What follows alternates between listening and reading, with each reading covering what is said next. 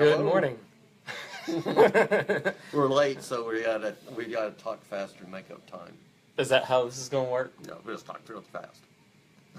Yeah. Does that help you? No, that's just harder to understand. Yeah. So, well, we hope you guys are having a great week so far. We know it's only Tuesday, but, you know, have a good Monday. And It start started. Yeah, it started. You're almost halfway through the week already. Yeah. Almost. Hump day's tomorrow, though. Yes, it is. So, it's the eve of. This is the foothills. Yeah. Anyway, as you can see from the title of this video, we're going to be talking about Moonstone today, which, well, I think I say this about every stone. It's a cool stone. Yeah. And, well, this one really is. Yeah, this one almost exudes cool, just because of the way it looks. It's almost like, from its name, Moonstone, it's almost like you've got a piece of the moon kind of trapped in this stone or frozen in the stone. It's got that Ethereal look. glow, yeah. Yeah. Which is kind of cool. We actually have, and one reason why we're talking about it, we have 5 fairly large moonstones, probably some of the largest moonstones we've ever had. And some of the nicest ones we've had. All in one spot. So, Yeah. Kind of. We're going to tilt this just a little bit so it's a little easier to see these. Oh, I thought it'd be easier to see us or something. Well, no. I think they'd rather look at the jewelry than us. Yeah, we got like those radio faces. Yes. Yes. Yeah. We definitely have a face for radio. So. No, I guess this is. I keep getting used to the phone where you can focus it in, but this you can't really do that. No, you can't do this when we're doing the live. I wonder if we had like. But as you can see, if you guys have not seen Moonstone before, this is just a really cool. What are you doing? Well, I was going to do it where we could tilt them.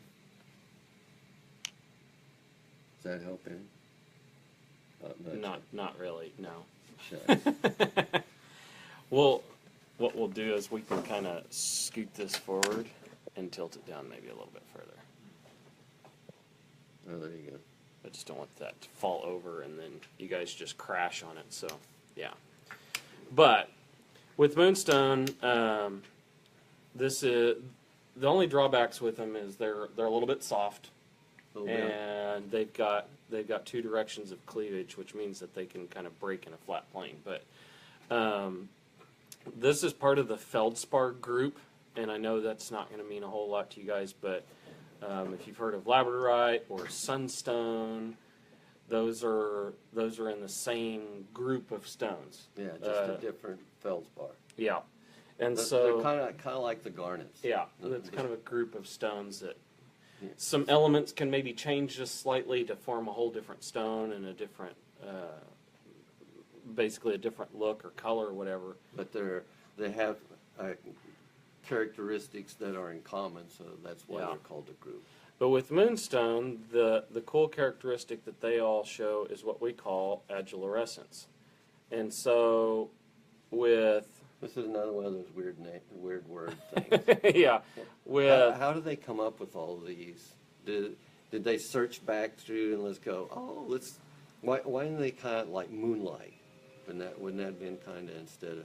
Because this Moonstone is the only one that actually does agilurescence? I can't think of somebody else that doesn't. Is there another? It's kind of like... there's another one, but I'm trying to think of what it is. Well, it ain't sunstone. Yeah, because it's a venturescence. So agilurescence, and what we're talking about with that is actually this glow that goes over the top of the stone. And I'm going to see if maybe turning this light off doesn't help a little bit. And so with the agilurescence, this basically, as you either move the stone or you change the viewpoint or the light source, there's this kind of blue or white or silver glow that just kind of, it looks like it's just floating on the stone. On the top of the stone. Yeah, and so... Yeah, more of them? Yeah, we got another one here. I just don't want to get them all mixed up. But Or we can wait. What's cool is these can go from basically almost completely transparent, which is much like that one and this one here, to translucent, and some get almost opaque, but all of these exhibit that agilurescence, and every once in a while you may actually get one that has a star or a cat's eye, which is what we call chatoyancy. And you know, each one of these stones is very unique. Every once in a while you can find some that are matched, but usually not in this size because these are all fairly large stones here. But just really cool stone that is very, very unique. They got real popular in the 1920s, and maybe a little bit before that with Art Nouveau pieces and stuff like that. There was a lot of stuff that kind of nature, mythical. Yeah. They were doing like fairies and moons angels and yeah, a bunch of different stuff that they kind of use this as the centerpiece and then put other stones around it to kind of accent it. But you know, it just had this draw to it of being an really unusual stone. Yeah, because you know, like I said before, I don't remember seeing another stone that actually does something like this. It's just, you know, and these ones that are, you know, basically transparent, like that one and this one, that's kind of amazing to me because there has to be something in that stone to cause the agilurescence. Yeah. You know, I could kind of understand it in these where they're just a little bit more milky. We're gonna flip I guess. this around so that you can maybe see these a little bit better. Oh yeah, that's better. Now you can see even the blue. Yeah. Blue in that one, how it kind of. And these still have that agilurescence. You can kind of see this is a little bit of a bluish white. Mm-hmm. This one's probably more of a white. Let's see if turning our light back on helps a Oh little bit. wow, then they go, it's almost too much light. Let's see if we can get this to refocus a little bit. And this one's got a little bit of a combination of both, but more of the blue sheen. Yeah. But it's just, you know, it's just unusual, this phenomenon of agilurescence. And to have this large, normally moonstones. This one actually has a little bit of a cat's eye to it. Yeah, a little So bit. if you see, actually, as we move the camera around, you can actually see that little streak of light across this stone here actually moves. And this is what we call chatoyancy or cat's eye. This doesn't happen in a lot of them, but it is possible in moonstone. But what we're really looking for in these to be on a consistent basis is that, like we said, that agilurescence, which is this blue cast that we have that goes over the stone. So as we kind of move this around, that may move a little bit and everything. And then this one actually has a little bit of a star here, where you can see you've got a leg here and then one over on the other side. Yeah, I've been trying to focus it.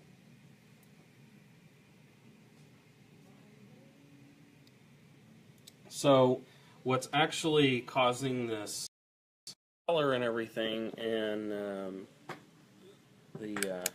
here we got a different light here. This may work. Oh, see, it does have a cat's eye. Yeah, this one's got a really good cat's eye actually to it. This one's almost trying to be star. Yeah, it's almost too bright there, but It just didn't have, what would it have? Would it have 6 legs? most of them are going to be 4. yeah, either 6 or 4. You get a little bit of the sheen. Yeah. I think that's really cool when you get like that blue sheen that's almost like, looks like a water droplet. Yeah. Yeah, it's almost too bright there.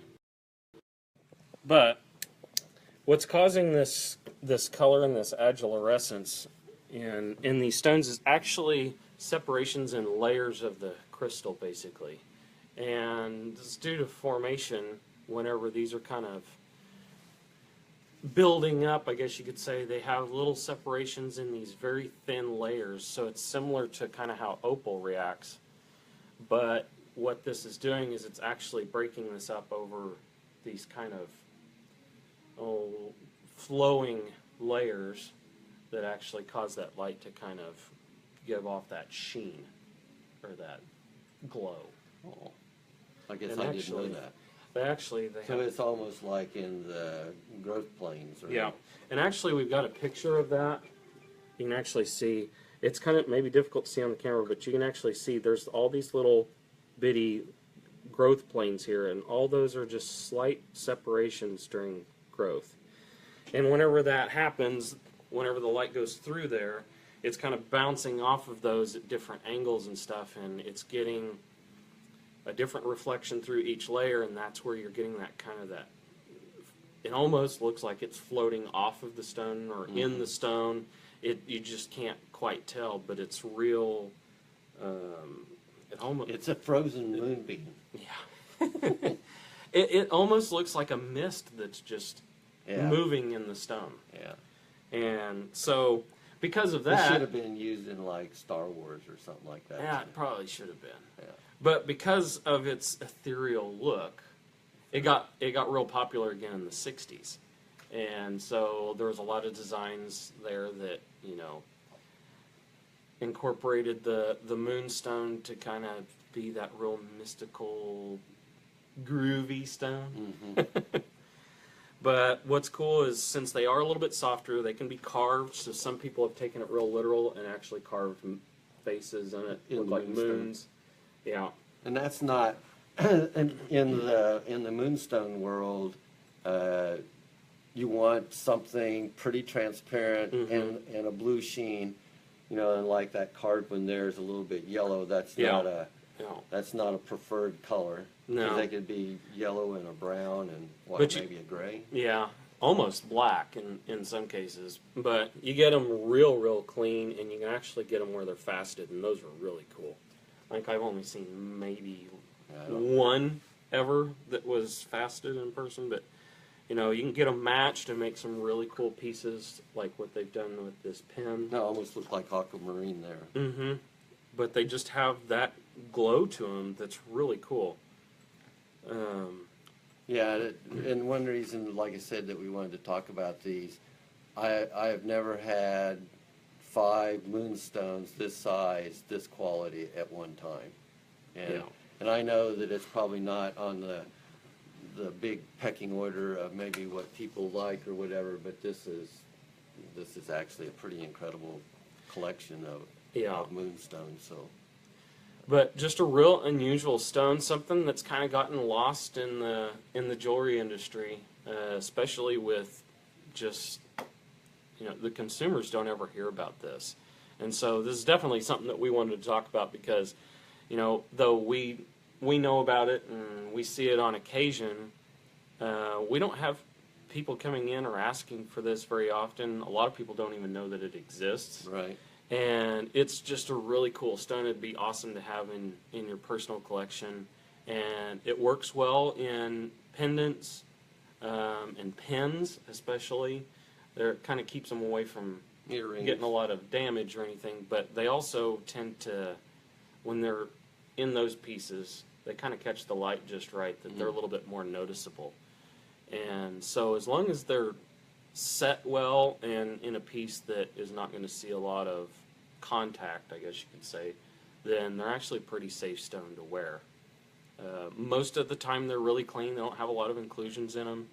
Every once in a while they'll have some that are really cool that are the centipede inclusions. To get to this, I mean, these stones, those two there are almost transparent. Yeah.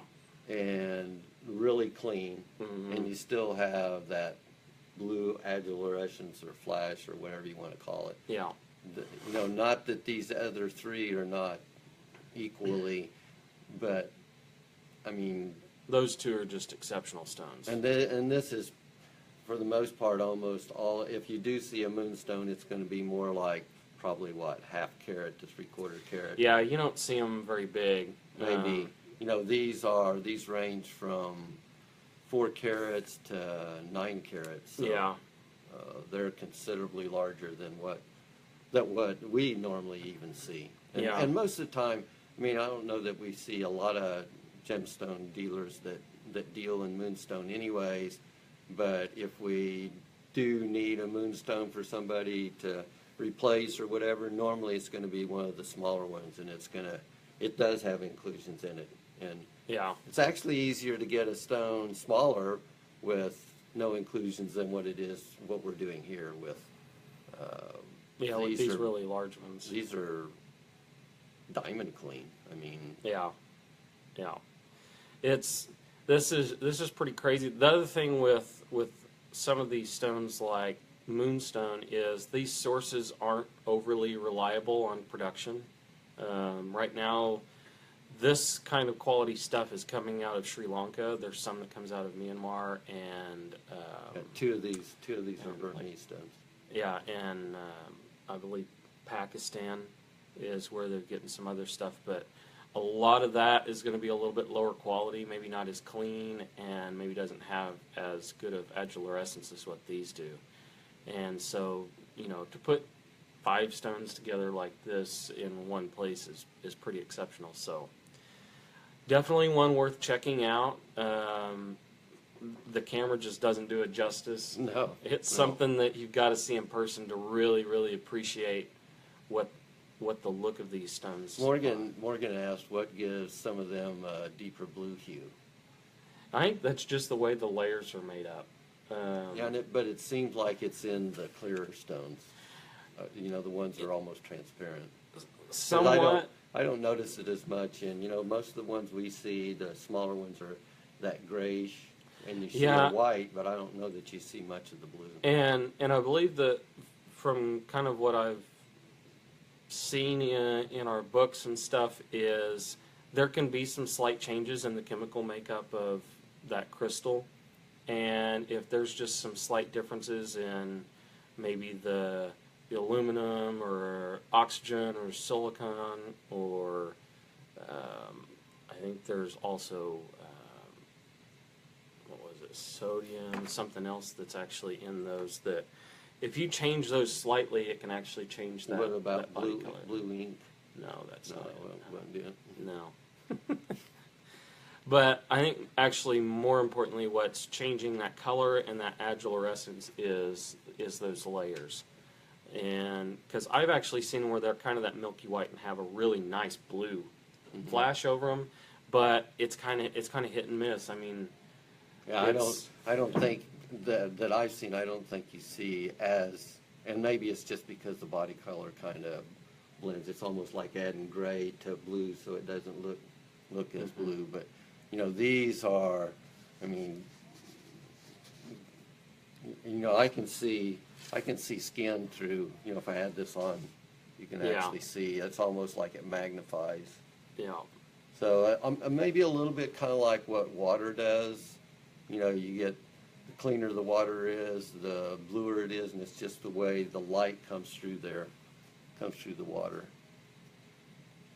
But just exceptional size and quality, all 5 of those stones. Got a little different, I'm going to say almost like body color or transparency, but yeah. Still all nice pieces. Yeah, some of these are a little bit. The cabs are a little bit high. That stone is pretty deep. Yeah. And so is that one. This one's kind of a in-betweener. Mm-hmm. It's got a little bit of blue. It's not quite as high a cab. It's not quite as transparent as what some are, but more transparent than the other. And yeah. So. And that whenever it comes down to Moonstone and the look, without having those inclusions and stuff in there, really it comes down to personal preference of what you like. Because some people are going to want that blue agilurescence, and then some are going to want that silver to white sheen that's on there. Mm-hmm. It kind of depends on what the application you're putting it into. To me, the ones that have kind of that white or silver sheen to it are maybe a little bit more masculine, and the ones with the blues are a little bit, like you said, more like almost look like water droplets and stuff like that. So they work really well in maybe real organic or flower designs, stuff like that, that are maybe a little bit more feminine. I still think that blue sheen is more desirable Mm-hmm. money-wise, Yeah, I guess, generally. or is more expensive than what Yeah. the white moon glow is. Yeah. But it's a really cool stone. We definitely encourage you guys to come in and check them out. We'll try and have some of these available for the next week or so for you guys to look at. Occasionally, we'll have some in the store that we have that we can display and you can look at. They are available for purchase, and we can kind of custom design around them. But if you guys want to know more, if you have any questions, go to our Facebook page and fire away, or you can give us a call here at 361-991-7565, or just stop by the store, check them out, ask questions while you're here looking at them. And we are at the Town and Country Shopping Center here in Corpus Christi at the corner of Everhart and Alameda, and that's 4254 South Alameda. So, Thank you. thank you guys. Keep that glow. Yep, we'll see you next week.